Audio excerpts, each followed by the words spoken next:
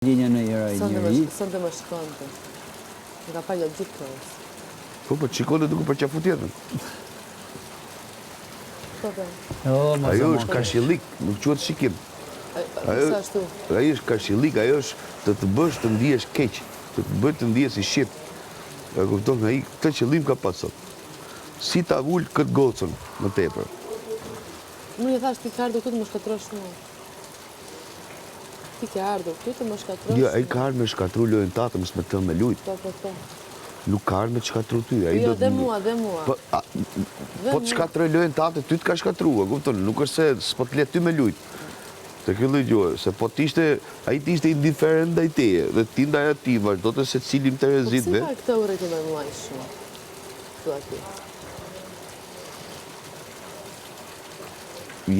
Jetën me shoqni, me shoqëri.